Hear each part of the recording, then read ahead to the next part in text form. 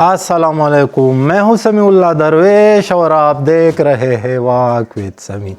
جناب والا، آج کے کتاب دوست واک میں آپ کو ایک ایسے سفر پر لے کر آیا ہوں جو قدموں سے نہیں الفاظ سے طے ہوتا ہے۔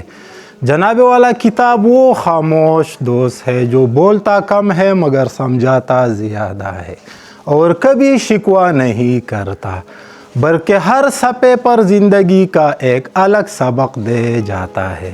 کتاب وہ چراغ ہے جو اندھیروں میں راستہ دکھاتا ہے، یہ وہ ساتھی ہے جو اکیلے پن میں ہم سفر بن جاتا ہے، اور کتاب وہ آئینہ ہے جس میں ہم خود کو بہتر پہچانتے ہیں۔ مطالعہ انسان کو گہرا اور باوقار مضبوط بناتا ہے، اور جس کے ہاتھ میں کتاب ہو اس کے دل میں ہمیشہ روشنی رہتی ہے۔ جناب والا، اگرچہ ہمارے دیہاتی علاقوں میں لائبریریوں کی تعداد بہت کم ہے، مگر کبھی کبھار GHS گامسیر کے لائبریری کا رخ ضرور کر لیتا ہوں۔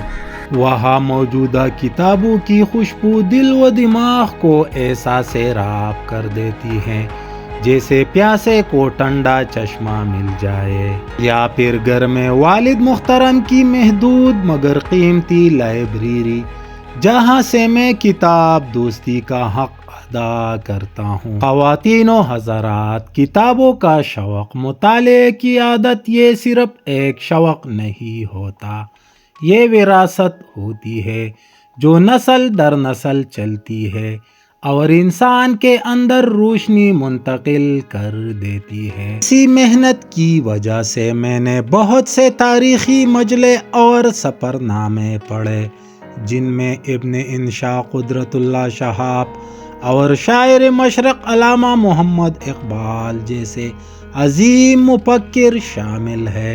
لہٰذا نوجوانوں سے ضرور کہوں گا، جس کو علامہ اقبال نے شاہین کا خطاب دیا ہے، کہ وہ کتابوں سے ضرور دوستی کرے۔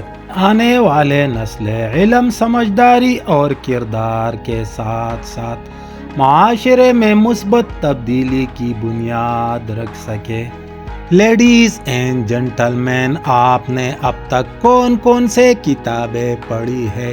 کتنے سفر نامے، کہانیاں، کتنی تاریخیں آپ کے دل کو چھو گئے؟ کمنٹ میں ضرور بتائیں۔ آپ کے جواب شاید کسی اور کے لیے رہنمائی بن جائے۔